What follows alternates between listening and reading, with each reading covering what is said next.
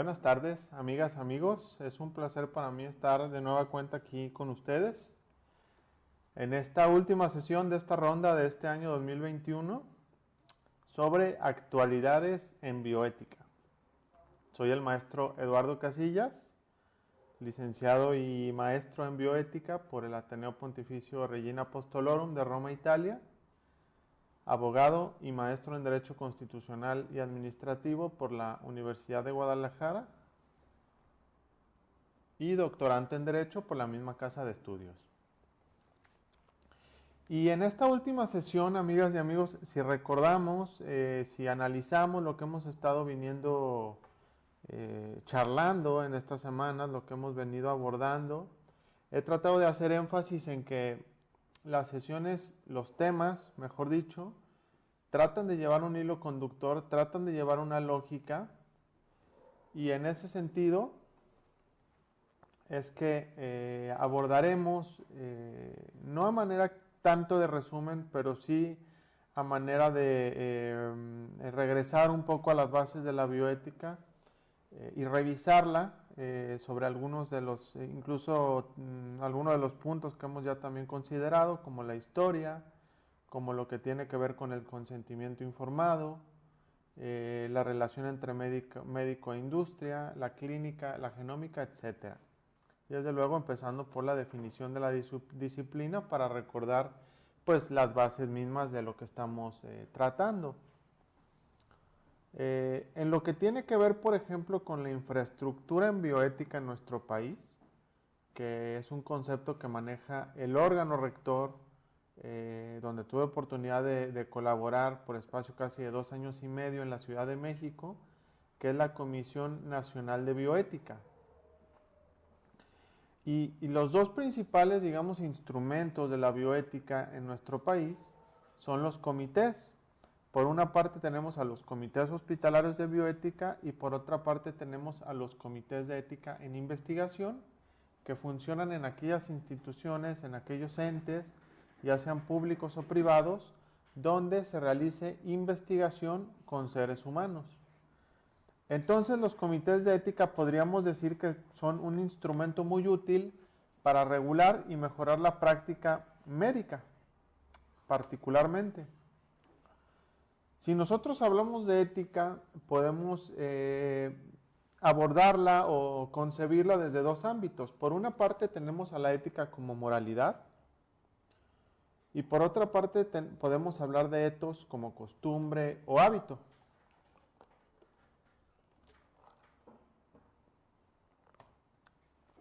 Sabemos que las buenas costumbres continuamente luchan contra las malas costumbres, lo vemos quizá en nuestros propios hábitos, quizá en lo que observamos en la cotidianidad de la vida, es decir, es algo que conocemos casi por sentido común.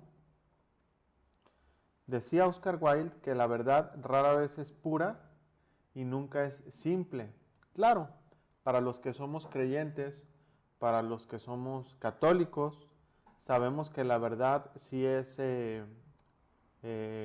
conocible o abordable incluso desde la razón humana hasta cierto punto, claro está, y que nos ha sido revelada por medio de nuestro Señor Jesucristo.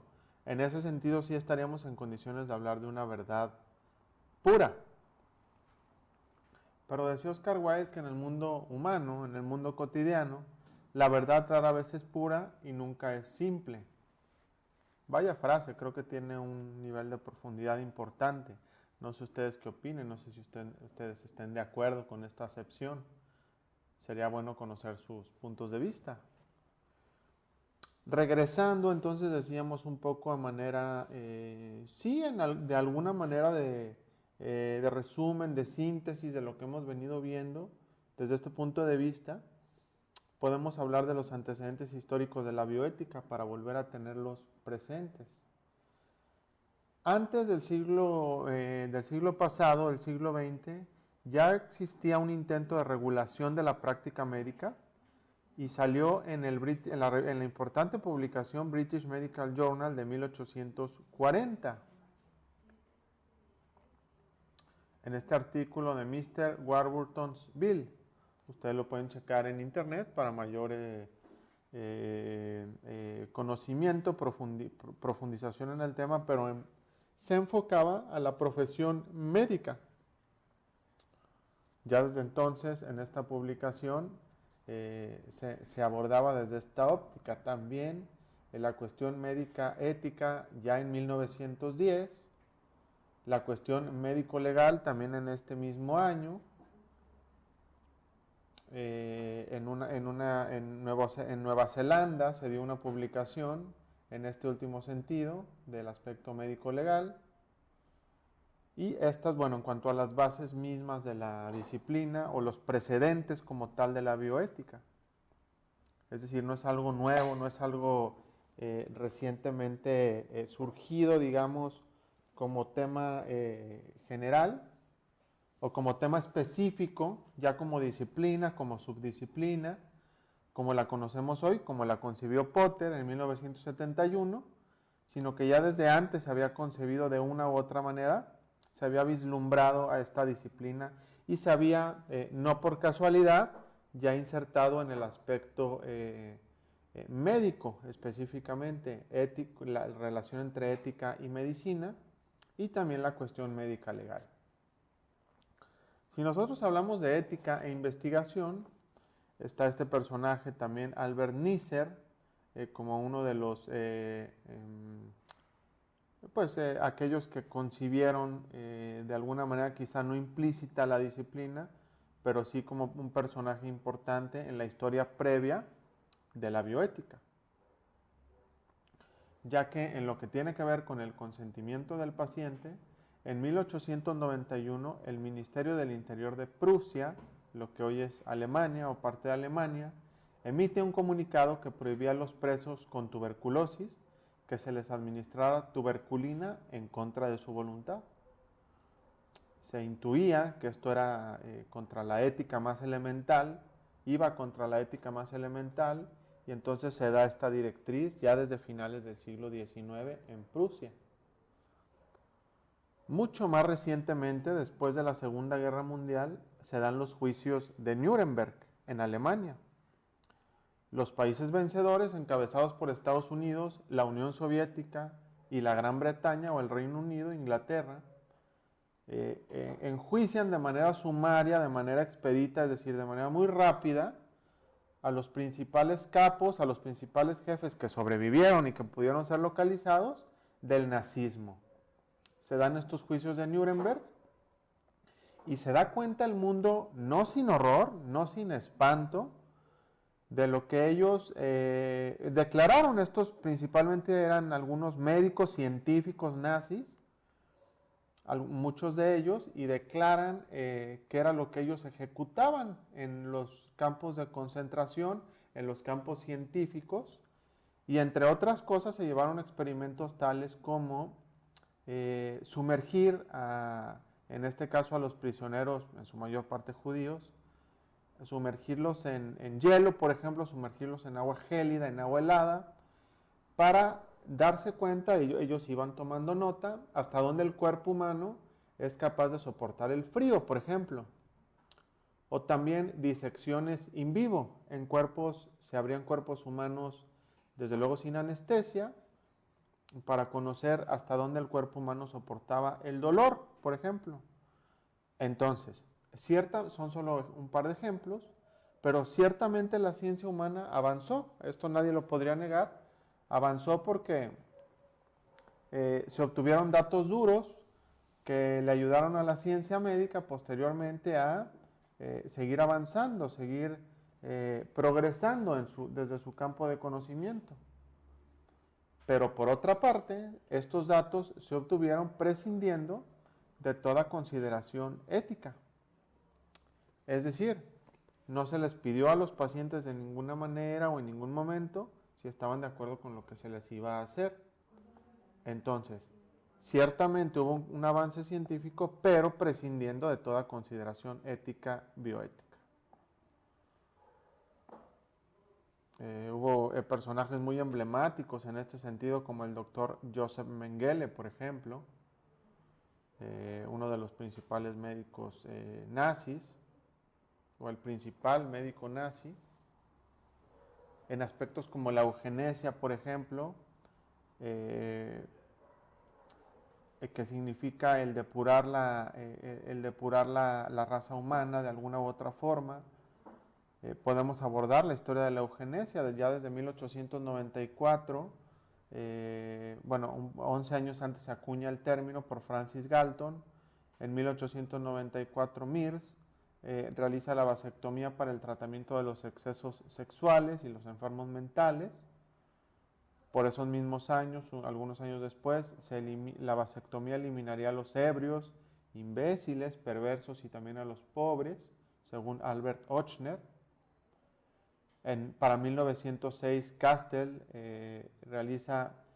opone el énfasis en la sangre superior y la amenaza para la sociedad de la sangre inferior. Es decir, si nosotros vemos el año 1906, es varias décadas antes de Adolfo Hitler, pero de alguna u otra manera la sociedad alemana comienza a ser permeada, o la sociedad europea en general, después Alemania muy específicamente sería permeada por este tipo de mentalidad hasta el surgimiento del partido de Hitler, del Partido Nacional Socialista, y las ideas que después se llevan a la guerra, o que llevan a Alemania y la precipitan a la guerra.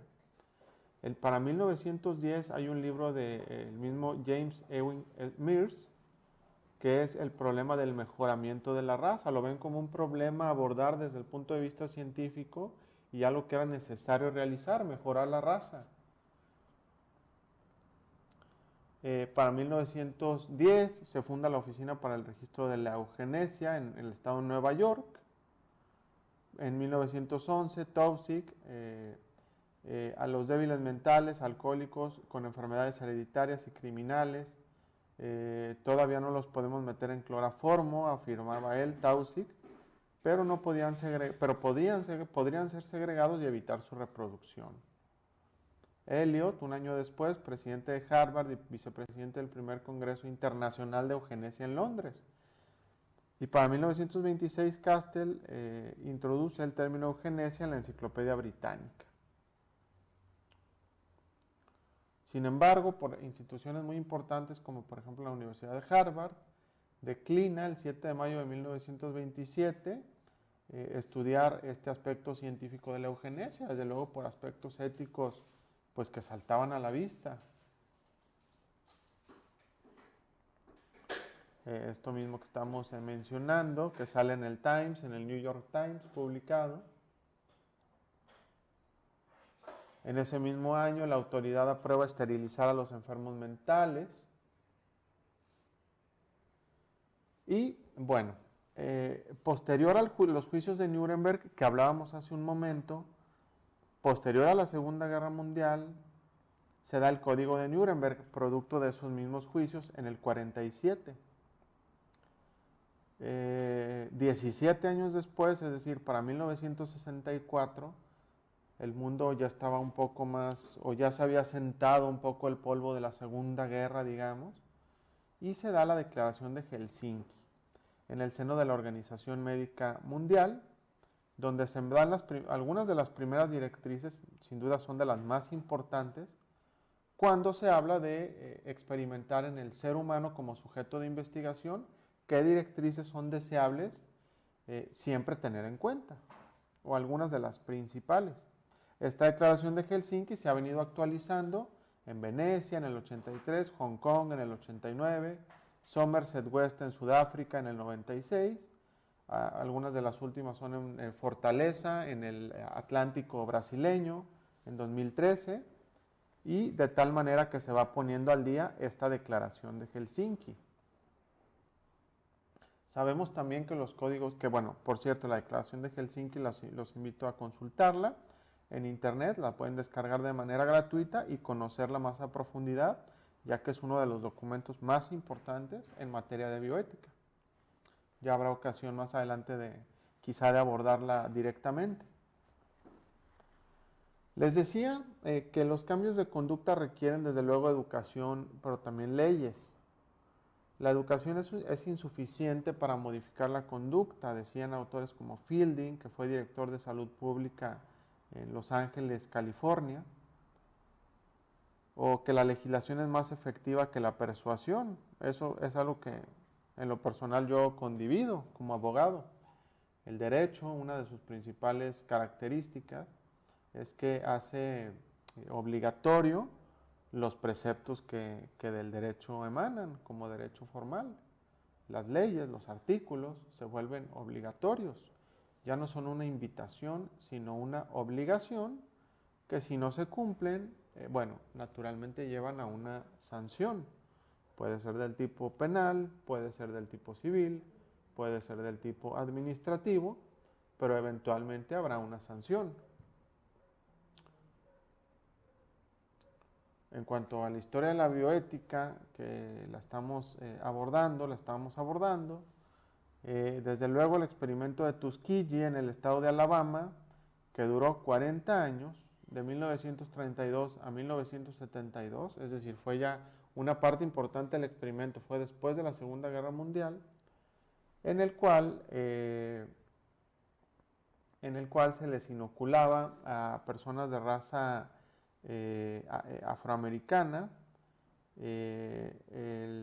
ciertos virus sin su consentimiento para ver cómo reaccionaba el cuerpo humano. Entonces esto se supo hasta muy adelantado el experimento, es que se conoció esto y causó desde luego muchísimo revuelo y muchísimo escozor, porque pues desde luego no se les consultó, de ninguna manera se les preguntó si estaban de acuerdo, sino que es algo que se realizó y se fueron tomando los resultados, se fue tomando nota de la evolución de los pacientes como tal, pero sin tener en cuenta su opinión. Entonces, esto es algo que ustedes pueden consultar sin ningún problema en internet, pero básicamente fueron 600 personas de este condado, parte de uno de los experimentos médicos menos éticos en el curso del siglo XX.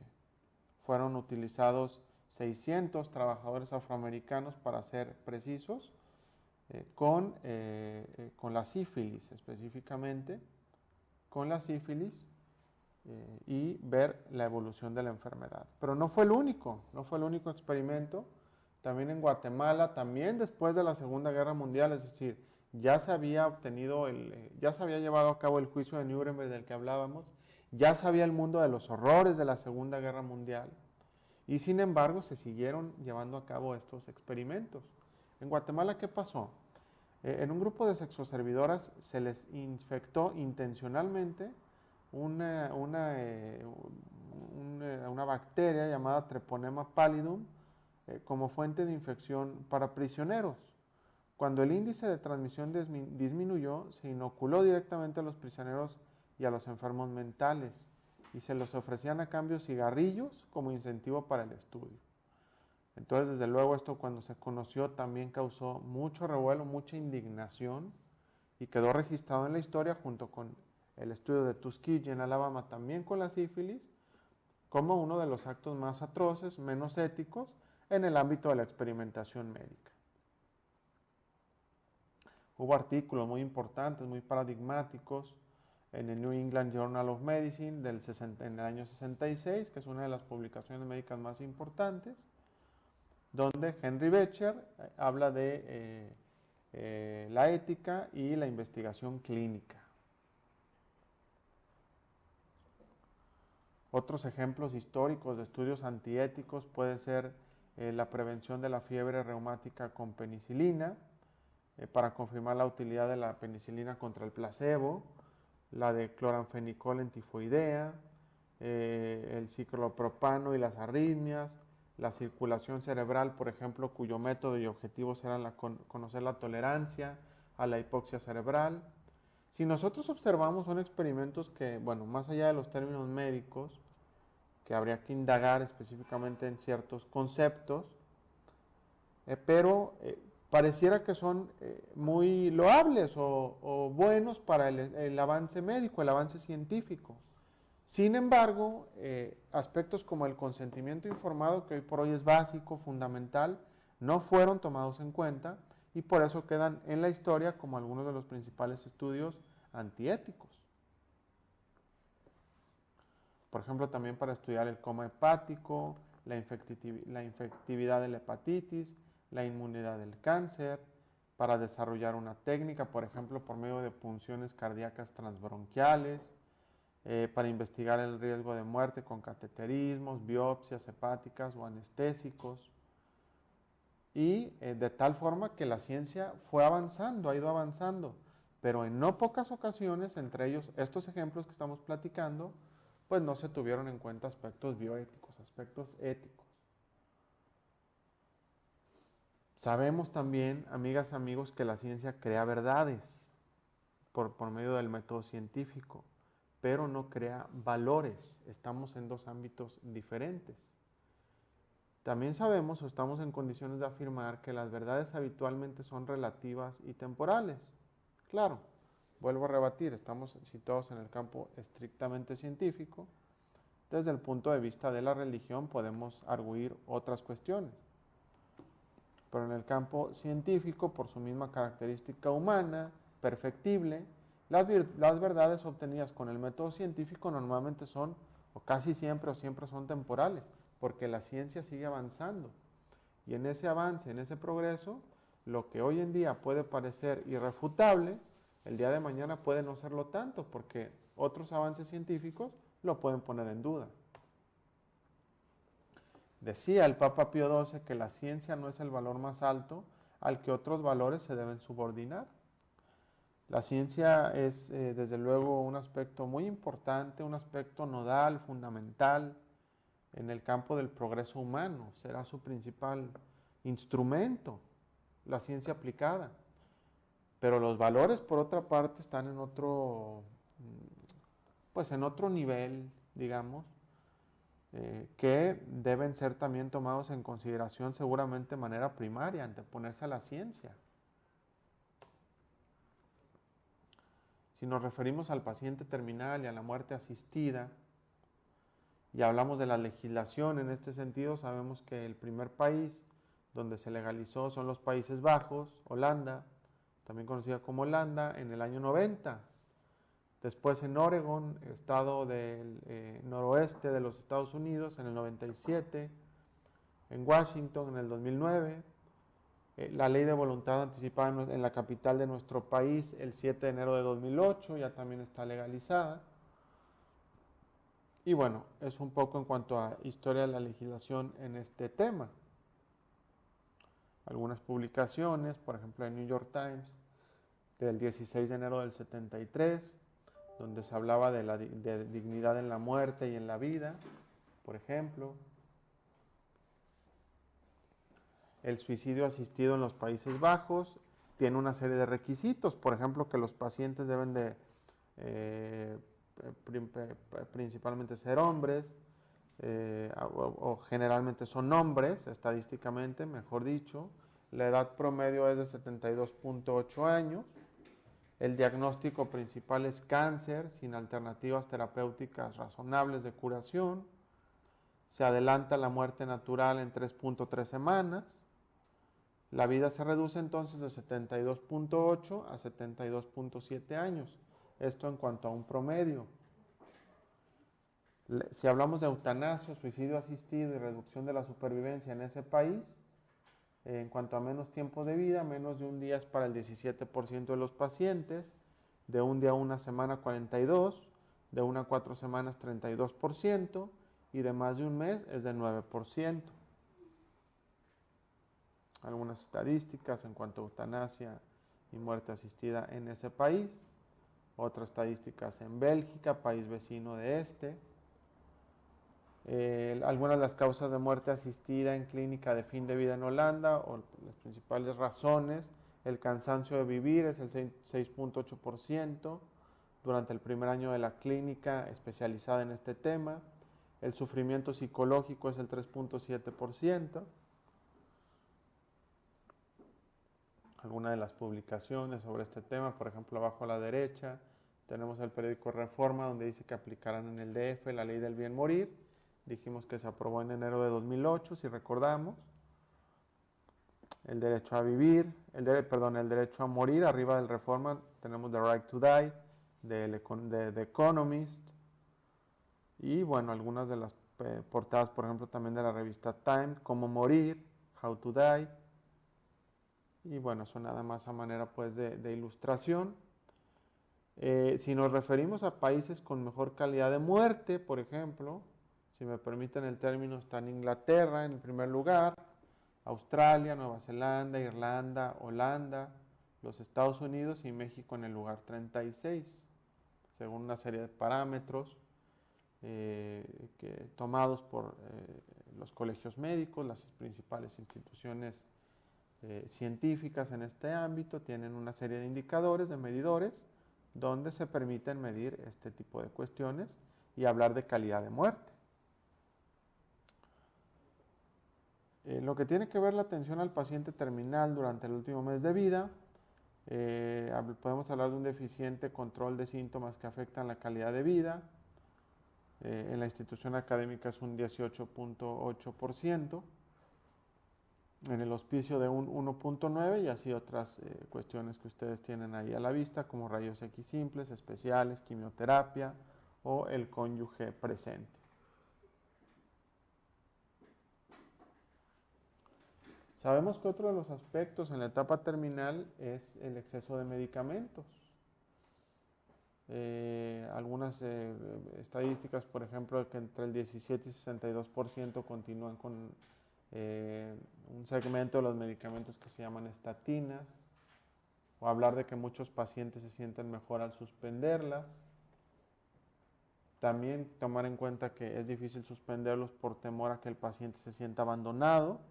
Es decir, también es un mecanismo psicológico, no nada más es la cuestión como tal de la sal médica, sino la cuestión psicológica que abona que el paciente se sienta o no protegido al tomar sus medicinas. Este es otro aspecto a tomar en consideración desde el punto de vista estrictamente bioético también. Por ejemplo, aquí hay una publicación de Álvaro Gándara del País, que se intitula de que muchos se mueren sin colesterol, pero rabiando de dolor. Por ejemplo, aquí Gándara nos dice que lleva 30 años ayudando a morir al prójimo, esta persona, según El País, publica el periódico madrileño. Una vocación no apreciada especialmente por muchos de sus colegas especialistas. Según este médico de familia, Álvaro Gándara, de la Unidad de Paliativos del Hospital Fundación Jiménez Díaz de Madrid y presidente de la Sociedad Española de Cuidados Paliativos, la muerte es el último tabú incluso entre los médicos, incluso en un país como España, pensemos. La muerte se considera, dice Gándara, un fracaso médico y se rechaza todo lo que tenga que ver con ella. Fíjense cuántos aspectos hay aquí involucrados. En la universidad enseñan a curar. No hay especialidad de paliativos. Los médicos temen a la morfina por desconocimiento. Cuando no se puede curar y el horizonte es la muerte, cuidar y aliviar no solo el dolor no es una opción, sino la obligación. Sin embargo, los paliativos siguen teniendo carácter peyorativo. Hay colegas que abandonan a sus pacientes y los dan por desahuciados cuando deberíamos trabajar juntos desde el primer día en que alguien es incurable, dice esta persona, Álvaro Gándara. Creo que yo estoy de acuerdo con él. Finalmente, critica el encarnizamiento terapéutico, del que creo que ya lo mencionamos al menos una vez, ahorita lo voy a volver a explicar, con los moribundos, ya que nos dice él que ha visto a compañeros pedir una analítica, se refiere a algún examen, la víspera de morir alguien. Aquí muchos mueren con el colesterol estupendo y rabiando de dolor, nos dice él. O sea, entonces están vedados pues, o están como escondidos los cuidados paliativos, cuando es algo que incluso en nuestro país ha venido desarrollándose ciertamente en los últimos años, pero no es algo tan conocido como debería de serlo. Porque también en este artículo, viene mencionado la cuestión del encarnizamiento terapéutico, que sabemos que es cuando el paciente ya no se va a salvar, ya no tiene salvación desde el punto de vista médico humano, y sin embargo el equipo médico o incluso la misma familia puede estar involucrada en seguir sugiriendo o en seguir casi obligando al paciente a los tratamientos que ya no van a tener éxito. El paciente ya no se va a salvar, el paciente se va a morir, si ustedes me permiten la expresión, salvo que pase algún milagro, pero lo más seguro es que el paciente fallezca. Sin embargo, el médico, alguien me mencionaba el otro día, no voy a decir el nombre del hospital, pero como una persona de 90 y tantos años en esto de la pandemia, 96 años me parece, se le intubó y duró 4 semanas intubada, con el gasto que esto representa en un hospital privado, con el sufrimiento para la paciente y su familia, y sin embargo se llevó a cabo esta práctica. ¿Dónde queda la bioética? ¿Dónde queda la escala de valores? Seguramente ahí, sin temor a equivocarme, la cuestión económica estuvo en uno de los primeros puntos. Y entonces se le intubó a la paciente, que era una persona ya de avanzadísima edad, y que desde el punto de vista de los cuidados paliativos, desde el punto de vista del no encarnizamiento terapéutico, pues ya no tenía razón de ser. Entonces, bueno, desafortunadamente son prácticas que se siguen llevando a cabo. Son las 7:03, podemos tomar unos minutitos de receso, si ustedes me permitan, amigas y amigos, y nos vemos en 5 minutitos, si les parece bien. Seguimos, amigas y amigos, estamos en la vertiente, justamente estábamos platicando aquí con Marta González detrás de cámaras, que hace posible esta transmisión. Gracias, Marta, por todo, por todas estas sesiones, por todo el apoyo. Y desde luego la vertiente comunicativa es muy importante, estamos mencionándolo. La comunicación como tal será fundamental en la bioética también, ya que decía George Bernard Shaw, el principal problema en la comunicación es creer equivocadamente que algo ya se comunicó. Y lo vemos en nuestra vida diaria, creo, me ha tocado por lo menos a mí. No quiero hablar de los demás, hablo de mí. Simplemente en las relaciones más cercanas, ¿no? Con los papás, quizá con la esposa, quizá con los hijos. Que un error muy grande es que podemos dar por sentado algo que se pudo no haber dado. O sea, que nosotros creemos que sí se comunicó justamente, que sí se transmitió el mensaje adecuadamente y no fue así. ¿Cuántas veces puede pasar esto? En los estudios de posgrado me doy cuenta, analizando a los profesores, que, o al redactar una tesis doctoral también, que todo debe de ser explicitado, no se puede dar nada por sentado. Lo que parece más obvio es lo que más se debe explicar. Pues en la vida diaria es igual, al momento de comunicarnos debería de ser igual. Si queremos obtener mejores resultados, hay que comunicarnos bien. Asegurarnos exactamente de que lo que decimos fue bien comprendido. Se puede dar el caso de una comunicación errónea de un pronóstico. Por ejemplo, en lo que tiene que ver en las expectativas de los pacientes en quimioterapia con cáncer de pulmón y colon, estadio 4. Bueno, aquí hay una serie de estadísticas donde nos hablan de los errores en una comunicación en este sentido, no bien dada, sin ahondar en ellos, pero eventualmente se dan situaciones del tipo. Por ejemplo, Stephen Hawking, este enorme científico británico muerto hace poquito tiempo, que tendrá 3 años, 4 de fallecido. Decía Hawking que cuando lo diagnosticaron con la enfermedad que él padecía, que era esclerosis lateral amiotrófica, me grabé el nombre, cuando lo diagnosticaron, dice Hawking, no preguntó detalles, porque obviamente no tenían nada bueno que decirle, dice él. Y la enfermedad de él básicamente consistía, si ustedes han visto un documental sobre su vida muy interesante, sobre la vida de Hawking, él era físico, astrofísico, y poco a poco se fue quedando sin poder coordinar su cuerpo, hasta terminar en una silla de ruedas adaptada para él, donde incluso podía comunicarse, se encontró la manera de que él pudiera comunicarse con un tablero, con el mundo exterior, daba conferencias, escribió libros. Por ejemplo, tiene uno muy bueno, muy importante, que se llama El universo en una cáscara de nuez, de Hawking. La historia del tiempo. La historia del tiempo es otro de Stephen Hawking, y su obra es muy recomendable. Y bueno, él padecía esta enfermedad que lo dejó prácticamente inmóvil. Otra publicación de Smith and Longo, donde nos hablan de que el autoengaño es una valiosa herramienta para sobrellevar la adversidad.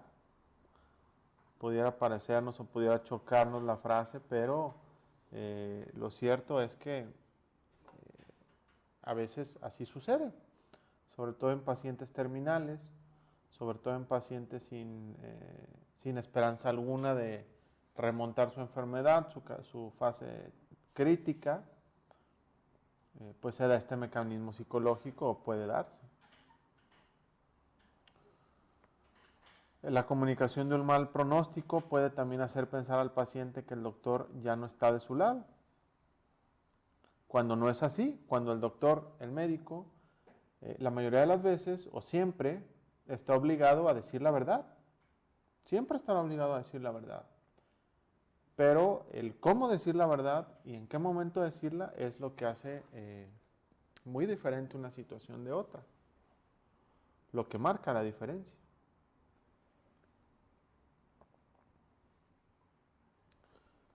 El consentimiento informado tiene una serie de objetivos a tener en cuenta. El primero es informar al paciente sobre las características y las consecuencias del tratamiento. En segundo lugar, no menos importante, es proteger al médico o a la institución sobre las consecuencias adversas. Esto es algo que desde luego los médicos tienen muy en cuenta. Su desempeño profesional en muchas ocasiones puede poner en riesgo su propia carrera por una decisión que ellos puedan considerar adecuada, pero que pueda no serlo tanto. Entonces ellos eventualmente tratarán de protegerse. Y una manera de protegerse del cuerpo médico es brindando un consentimiento informado adecuado.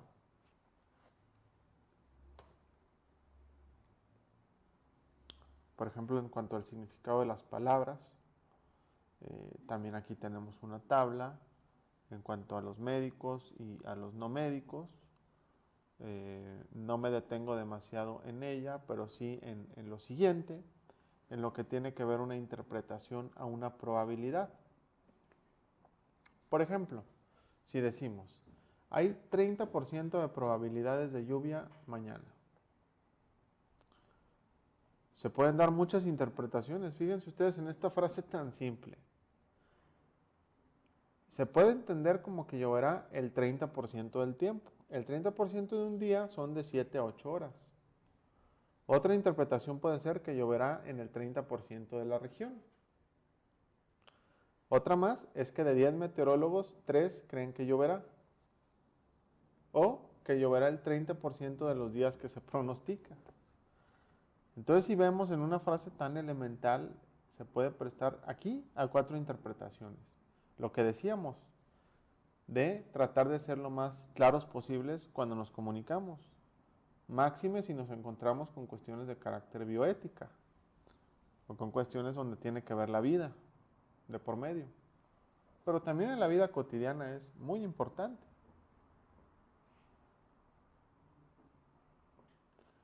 Aquí tenemos otra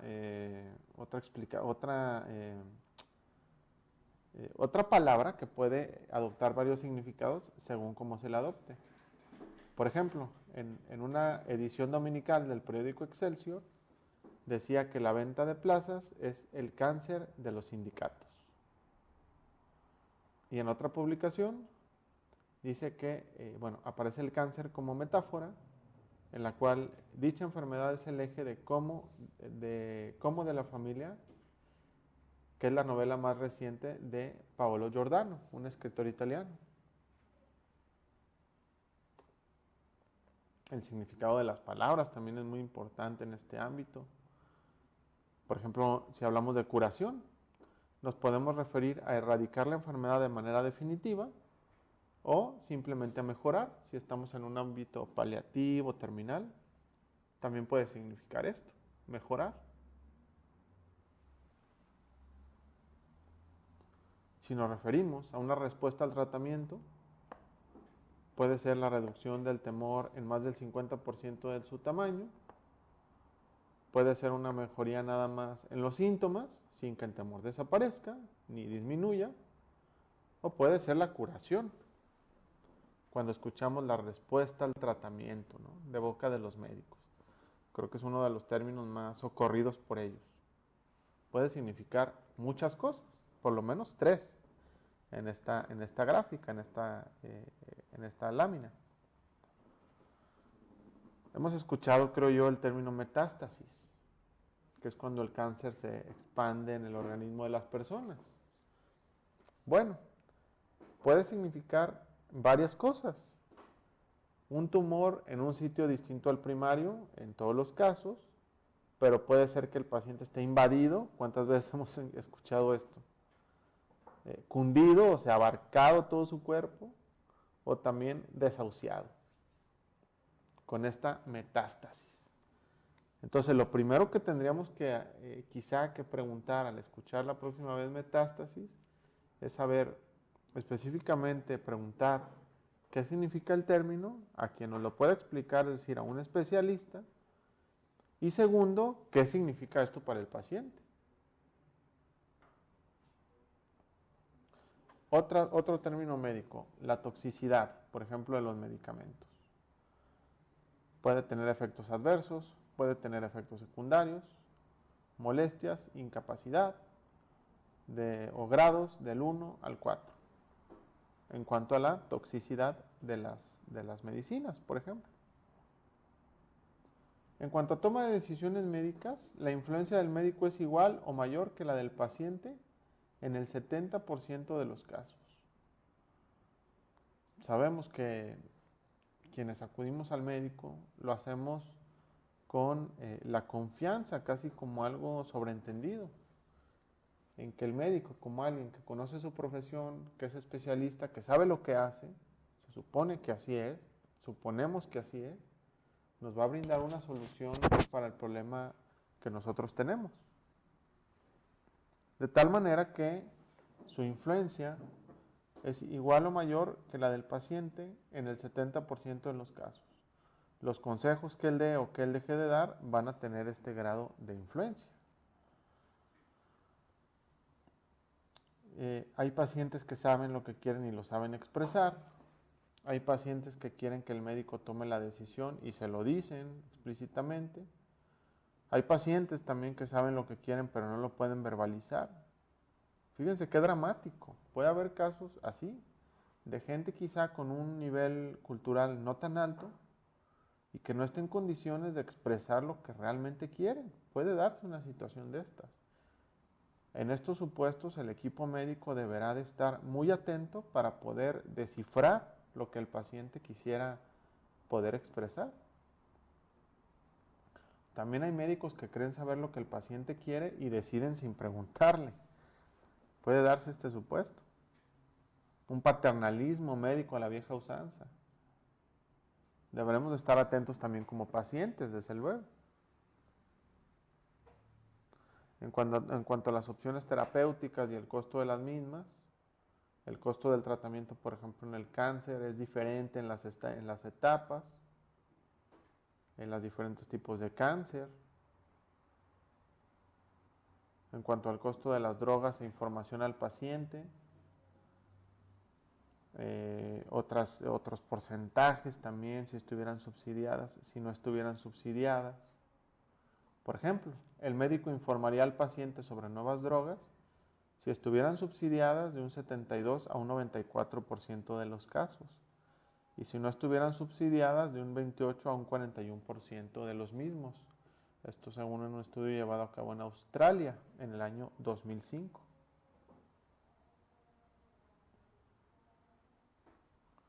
En esta otra publicación se da la pregunta de si es pertinente, si se le debe decir al paciente acerca de posibles tratamientos benéficos que él no pueda tener en sus manos, que él no esté en condiciones de adquirir, por ejemplo. ¿Será ético? Se preguntan algunos. Y se da una publicación en el año 2007.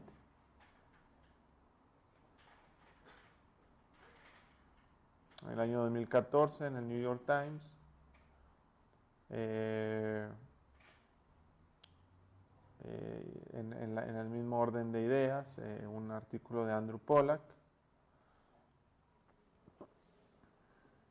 la importancia de advertir a los pacientes en el contexto de la influencia médica. En Inglaterra también se condiciona una aprobación a una reducción de precio.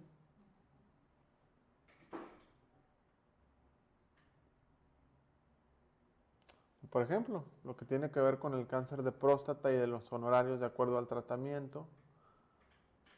En cierto tipo de tratamiento, el costo de los honorarios desde 16,000 hasta 31,000 dólares. Lo costoso que es la medicina en Estados Unidos, lo sabemos, es muy superior a nuestro país.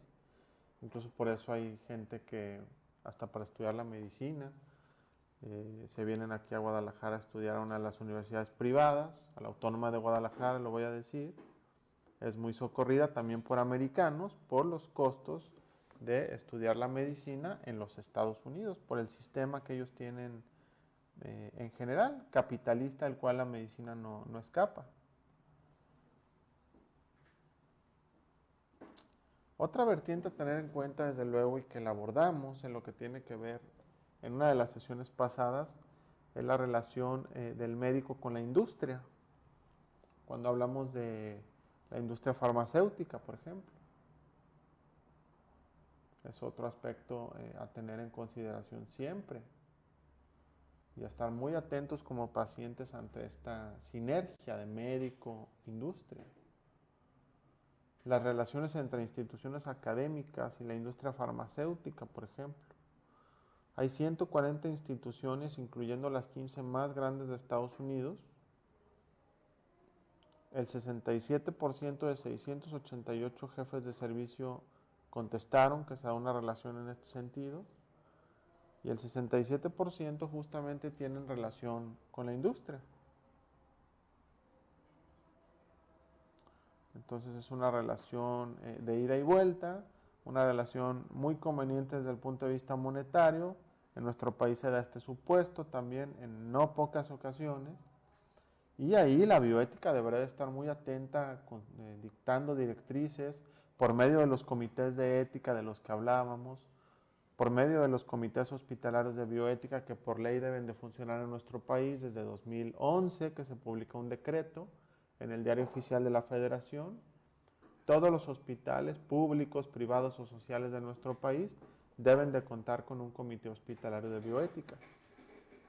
Y en todas aquellas instituciones donde se realice investigación con seres humanos, deberá de estar vigente y registrado ante esta instancia que es la Conbioética, un comité de ética en investigación, para acotar todas estas cuestiones, para incluso de oficio recibir quejas, recibir solicitudes de pacientes, de familiares, estudiarlas y dar un dictamen, que si bien no es obligatorio desde el punto de vista legal, pues sí será una guía muy importante tanto para el hospital como para los mismos pacientes o sus familiares.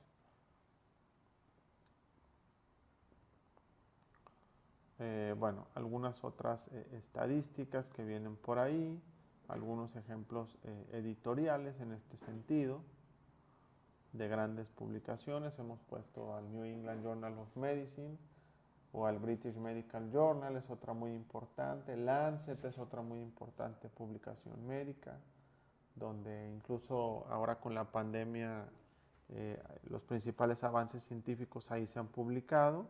Y después la industria farmacéutica o los mismos gobiernos los toman como referencia para las decisiones públicas en cada país. Lo que hablábamos entre la frecuencia y el tipo de relación entre médico e industria farmacéutica. La información al paciente deberá de estar sustentada en datos clínicos, en muestras biológicas, e incluso en aspectos que ya hemos abordado como son la información genómica con posibles consecuencias futuras.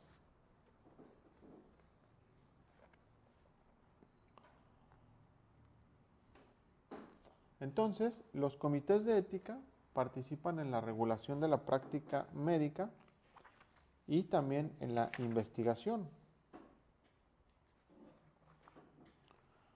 Se puede dar un conflicto de intereses entre, lo decíamos, entre médicos e instituciones con industria farmacéutica o incluso con el paciente y los familiares.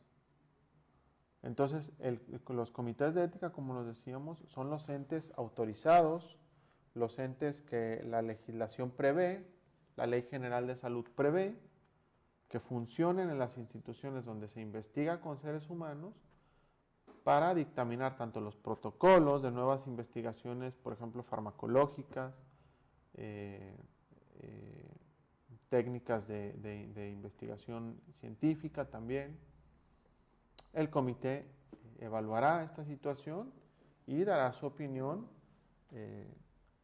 profesional en este sentido. Por eso uno de los requisitos de estos comités es que deben de ser interdisciplinarios, debe de haber médicos, pero también abogados, deben también, pueden y deben participar psicólogos, gente, por ejemplo, como ministros de culto, los sacerdotes, prevé la ley que formen parte de estos comités, para que sea un grupo como la bioética, multidisciplinario y pueda dar una mejor dictaminación ante los casos muy controversiales que se les pueden presentar.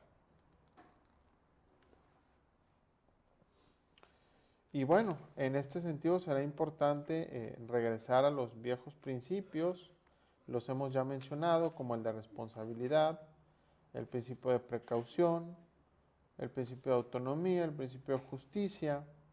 Por ejemplo, el principio de responsabilidad, que nos habla cuya finalidad es la protección y la conservación de aquello que tiene un valor intrínseco y que además es vulnerable. Por ejemplo, aquellos bienes que pueden ser afectados por el poder tecnológico, incluso de un modo accidental.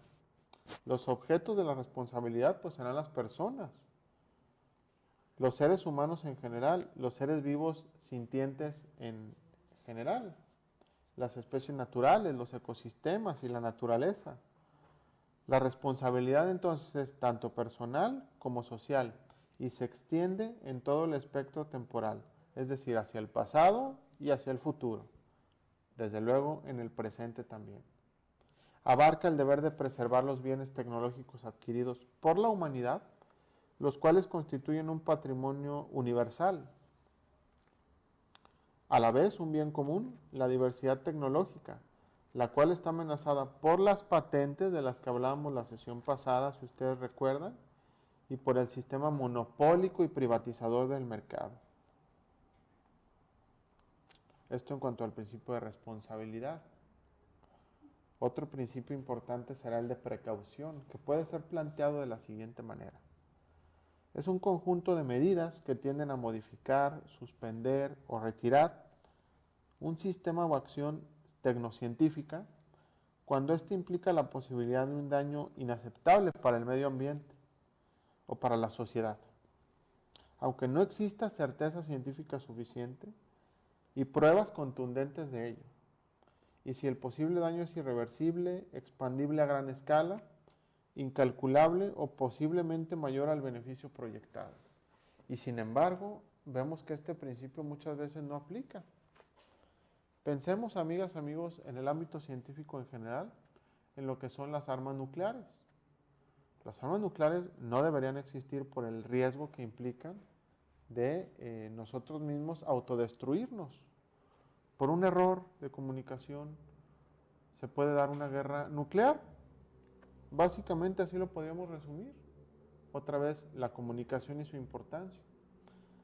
Entonces, ante el riesgo que este tipo de armamento implica y que es una de las principales preocupaciones pues de todo el siglo, de gran parte del siglo XX, del Papa actual Francisco también, pero de papas anteriores desde luego, y que se han lanzado documentos, se han lanzado encíclicas en este sentido para poner la atención ahí, para llamar la atención sobre este inminente riesgo. y sin embargo todavía las armas nucleares proliferan. El principio de precaución pudiera ser de gran ayuda. Son las 7:32, si les parece podemos tomar nuestra última pausa y nos encaminamos ya a la última parte de esta charla sobre actualidades en bioética. Gracias amigas, amigos por continuar en esta última parte de esta última charla de 2021 sobre bioética, actualidades de bioética. Agradezco a todas, Yolanda Facio, Yolanda Zamora y toda la gente que ha estado comunicándose. Lo mencioné al inicio de nuestra charla, pero bueno, podemos comunicarnos en estos últimos minutos.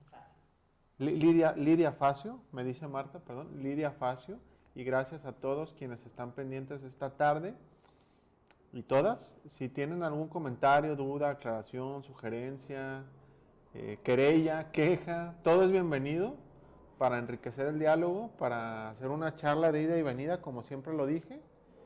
Y también mencionarles que las 8 sesiones, incluida la actual, podrán encontrarse en el canal de YouTube que se llama Humanización y Bioética, que es uno de los canales más recomendados de este Centro San Camilo. Está en el mismo sitio del centro, ¿verdad?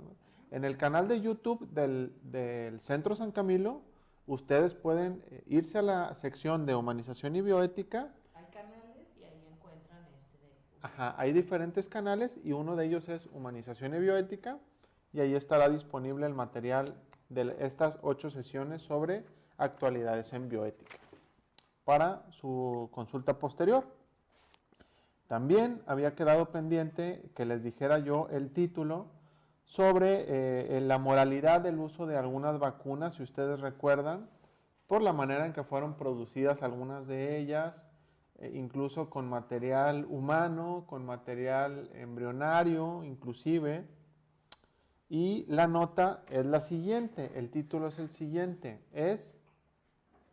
se llama Nota de la Congregación para la Doctrina de la Fe sobre la moralidad del uso de algunas vacunas contra la COVID-19 del 21 de diciembre de 2020. En la página del Vaticano, ustedes la pueden checar o la pueden googlear, la repito, es la Nota de la Congregación para la Doctrina de la Fe sobre la moralidad del uso de algunas vacunas contra la COVID-19. Entonces, bueno, esto para mayor profundidad de esta cuestión, ustedes pueden ahí consultar y informarse sobre el particular.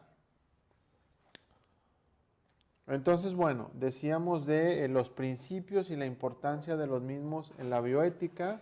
Otro principio tradicional, desde luego, es el de autonomía, el cual, aplicado a las biotecnologías, tiene que ver con que cada acción tecnológica ha de contar con el consentimiento informado que ya hablábamos de las personas y comunidades que serán beneficiadas o probablemente afectadas.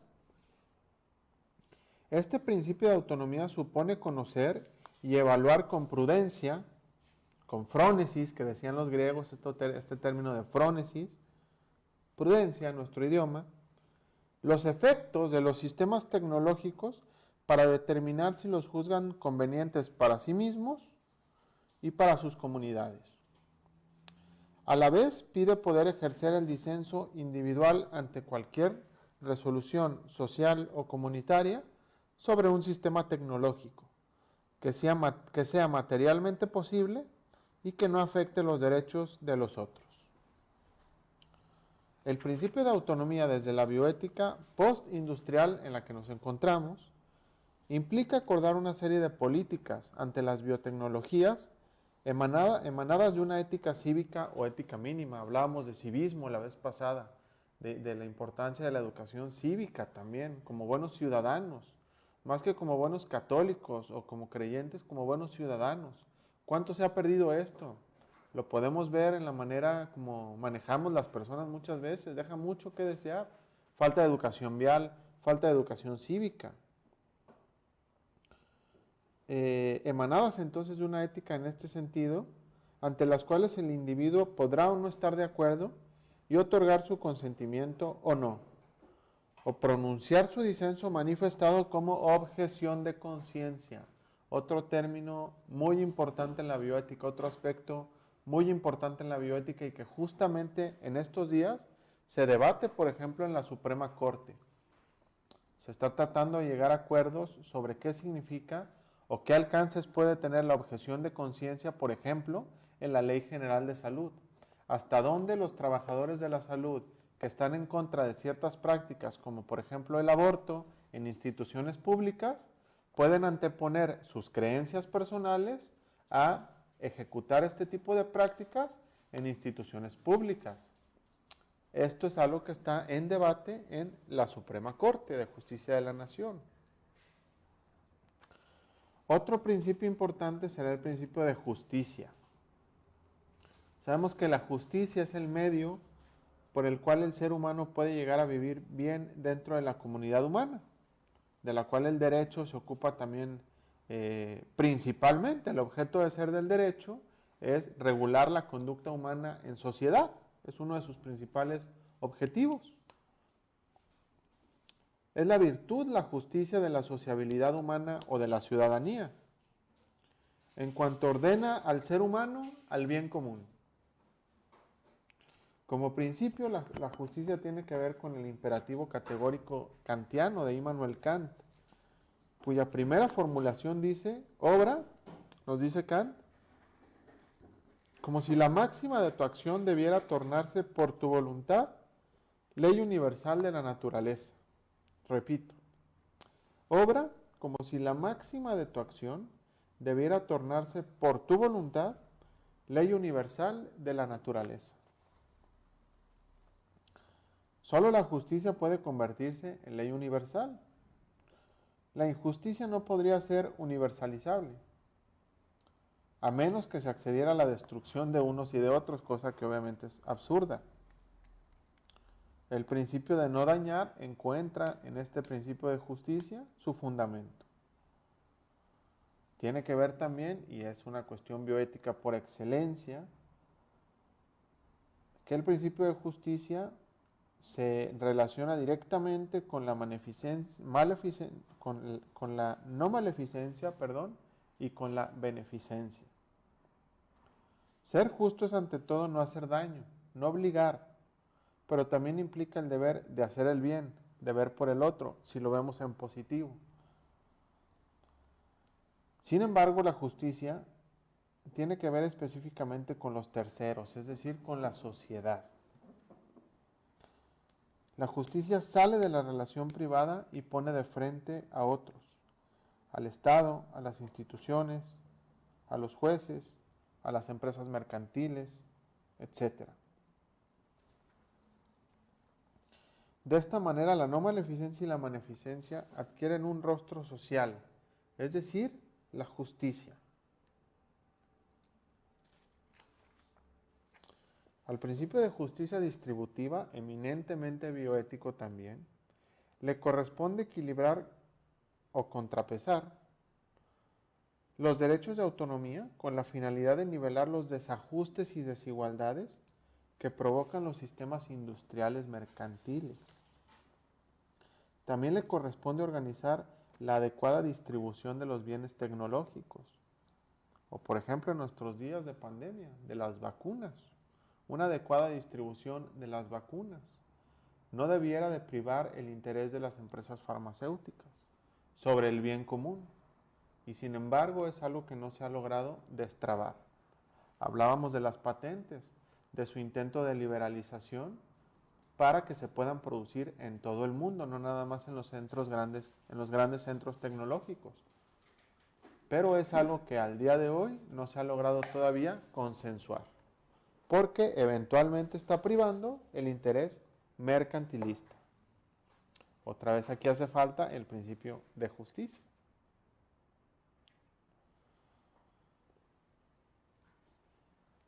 Entonces, bueno, para el uso de la investigación internacional, por ejemplo, en la industria farmacéutica de la que hablábamos, Thomas Poch, por ejemplo, fundamenta la justicia en la obligación de no dañar a través del respeto universal a los derechos humanos básicos. El universalismo moral que él propone está basado en la aplicación a todos del mismo sistema de principios morales fundamentales, evitando todo doble rasero para juzgar las causas de la pobreza global, por ejemplo. Tiene una obra, Thomas Poch, se escribe el apellido P-O-G-G-E, que se llama La pobreza en el mundo y los derechos humanos. Entonces, frente a las injusticias cometidas, por ejemplo, por los países de alto ingreso, pensemos, por ejemplo, en ejemplos históricos que me parecen relevantes. Si ustedes recuerdan la película Hotel Ruanda de 1994, fue una matanza en este país de África entre los mismos ruandeses, entre las dos principales tribus. Unas eran los Hutus y otras eran los Tutsis. Bueno, para no hacer el cuento largo, este país fue colonizado por Bélgica. Y Ruanda. Ruanda fue colonizado por Bélgica. Y los belgas, los colonizadores belgas, fíjense ustedes, dividieron a la población por el ancho de su nariz. A uno los pusieron en una tribu y a otros los pusieron en otra tribu. Los mismos europeos, imagínense. Entonces así dividieron al país, en Hutus y en Tutsis. En 1994, es decir, no hace mucho, a finales del siglo XX, se dio una matanza, una guerra civil en este país.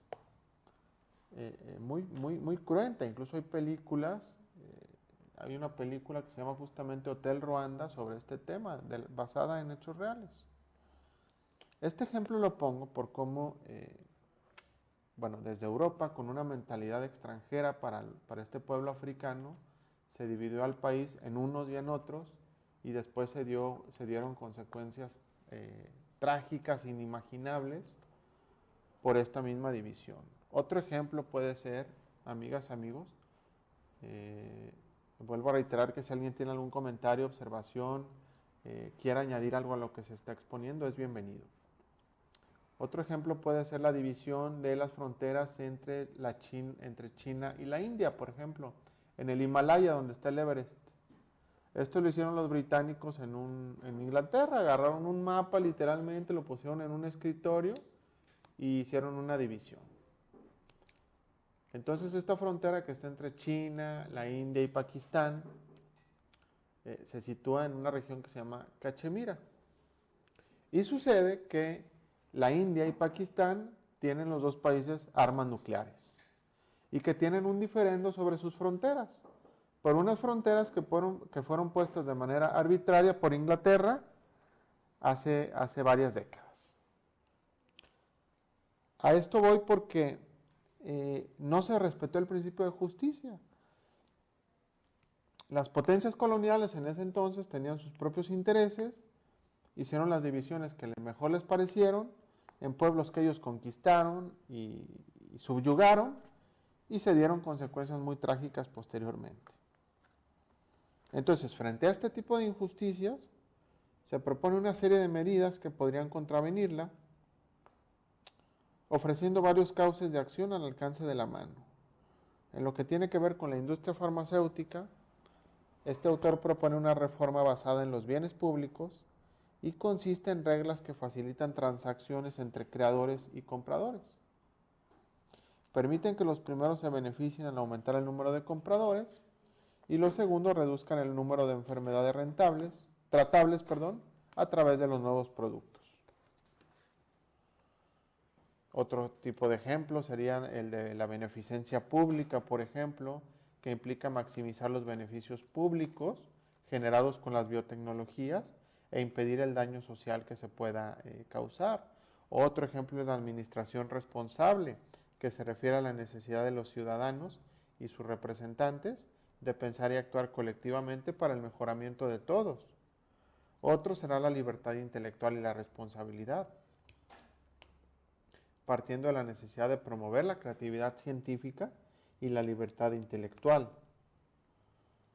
tratando de prevenir actuaciones irresponsables que han dañado a poblaciones vulnerables, con los ejemplos que pusimos de Guatemala, de Tuskegee. posteriores a la Segunda Guerra Mundial, o también que intentan dañar al medio ambiente o a la ciencia misma. Otro ejemplo es la democracia deliberativa. ¿De qué va esto? ¿Qué significa? Implica la exposición respetuosa de los propios argumentos y debatir ideas opuestas en pro de conseguir acuerdos cuando sea posible y también de respetar las diferencias. En lo que tiene que ver con bioética o biotecnologías, implica reconocer que las decisiones tomadas pueden ser rectificadas en vista de las nuevas informaciones que se han conseguido y corregir errores en que se pueda haber caído en la discusión pública.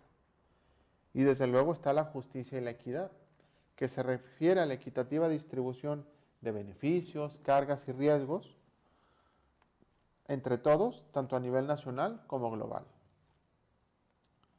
A manera de conclusión, quedan señalados algunos de los desafíos que presentan las biotecnologías en la era postindustrial. No cabe duda que lejos de ofrecer respuestas claras, pues surgen más dudas. O sea, esto tiene que ver también con la bioética misma. La bioética, yo diría que no es, y va en línea con muchos de los autores en la misma bioética, estudiosos de la misma bioética. Juliana González Valenzuela, por ejemplo, Rolando Cordera Campos, hablo de autores mexicanos. Carlos Viesca Treviño es otro autor importante mexicano. Y en general se podría decir que algunas de las principales conclusiones es que la bioética, más que ofrecer respuestas de manera totalitaria o de manera obligatoria, debe de ser una rama del conocimiento donde se discuta, donde se trate de llegar a consensos, donde se tenga una discusión justamente respetuosa, deliberativa, y entre todos tratar de llegar a la mejor solución. Esto, ojo, no tiene que ver con que cada uno de nosotros tenga sus creencias muy claras y muy firmes. Pero en el ámbito de una democracia se puede obtener o se puede tratar de llegar a mejores resultados por medio de un diálogo respetuoso, deliberativo. Entonces, quizá más que respuestas terminantes o definitivas, a lo que nos puede ayudar la bioética es a conducirnos a un foro de discusión justamente más adecuado y con la mayor cantidad de voces para encontrar mejores respuestas. Tenemos también que, desde luego, la crisis actual de la sociedad pues es inminente, es clara. Esta crisis por la que estamos atravesando, que no ha pasado, creíamos que con el surgimiento de las vacunas, incluso algunos medicamentos de ciertos laboratorios, incluso tratamientos ya tomados que estaban por salir a la luz de ciertas farmacéuticas importantes justamente, ya que nos encontramos también en este ámbito, pues sentíamos que veíamos la luz al final del túnel y resulta que no, que de un día para otro surge en Sudáfrica la nueva variante Omicron. ¿Y qué nos puede dar esto a entender? Que quizá, creo yo, ya lo dijo Marieli de los Ríos, otra investigadora importante de la Facultad de Bioética de la Universidad de Anáhuac, aquí en nuestro país, en un artículo publicado hace un par de días en el periódico Reforma en la Ciudad de México, decía Marieli que quizá más que enfocarnos en buscar la respuesta en las vacunas, en los tratamientos y protegernos completamente contra el coronavirus, deberíamos de quizá hacernos a la idea de que va a ser algo que va a estar aquí a lo mejor de manera indefinida y tener que aprender a convivir con él, acostumbrarnos a él como creo que de alguna u otra forma el mundo se ha venido acostumbrando.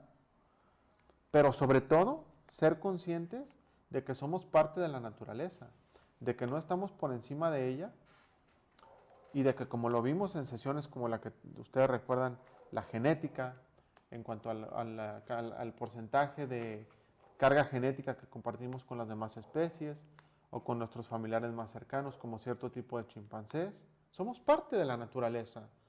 No estamos en un punto en que podamos decirnos dueños de ella. Nos lo ha demostrado claramente con esta pandemia.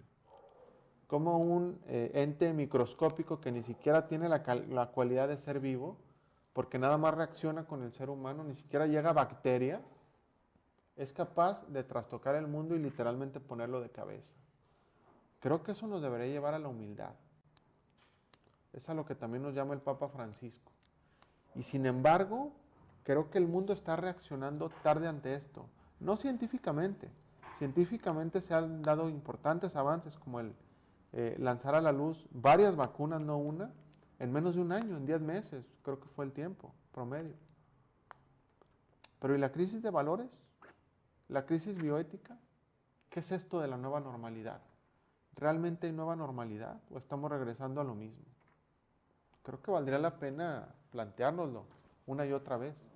No sé ustedes qué piensan en estos últimos minutos, me gustaría escuchar por ahí sus puntos de vista, leerlos. Si no, de todas maneras seguiremos en comunicación.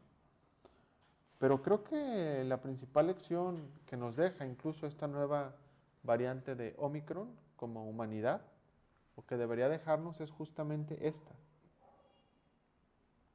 Nos encontramos en una crisis producto de una gigantesca transición social acentuada por esta pandemia. De una parte, la muerte de la sociedad mecánica o fordista.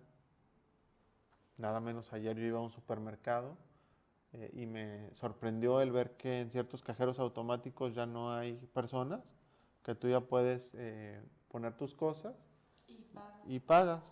Me dice mi esposa, no, es que eso en Estados Unidos lleva 20 años. Le digo, bueno, sí, pero yo no lo había visto aquí en México, es algo nuevo en nuestro país, relativamente nuevo. Entonces todo esto va cambiando.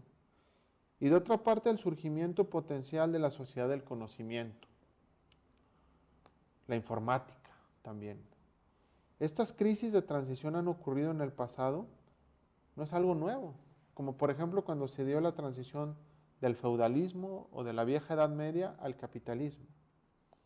Y han costado ciertamente mucho sufrimiento, y lo vemos ahora, que podría haberse impedido si hubiéramos evitado abordar los problemas del futuro con las formas de pensar del pasado. Fíjese qué actualidad puede tener esto, y qué actualidad y en qué grado de consonancia va con lo que nos dice el Papa. Los invito a volver a leer, o si no lo han hecho, a leer sus dos recientes encíclicas, muy particularmente la Fratelli Tutti, hermanos todos, y también la Laudato Si, donde nos invita a buscar nuevas formas. La bioética no puede permanecer al margen de esta disyuntiva, sobre todo porque el futuro no es algo que arribará por sí mismo. Por el contrario, es algo que se construye propositivamente. Y la sociedad del conocimiento y todo su potencial no se impondrá por su propio peso, pues también existe la opción del surgimiento de un nuevo oscurantismo. Entonces, bueno, la invitación es yo los invitaría, además de agradecer su atención, se nos acaba el tiempo, a seguir informándonos, a leer, a estar al tanto de lo que acontece en el mundo, es nuestra primera obligación, y estar en condiciones como creyentes o no creyentes, quizá, como si hay alguien no creyente, muy respetable, sí, como buenos ciudadanos, tratar de ofrecer respuestas positivas, aportaciones positivas desde nuestra trinchera a esto que nos está aconteciendo y los tiempos también que vendrán. Yo les agradezco, soy Eduardo Casillas, estoy para servirles en la página de Facebook, tanto del centro como de un servidor, y sin más me despido y hasta pronto. Muy buenas noches, reitero que las sesiones estarán disponibles en el canal del Centro San Camilo, Humanización y Bioética, las 8 sesiones próximamente, ¿verdad, Marta? Ya están las 7. Ya están las 7 pasadas y falta nada más la más reciente.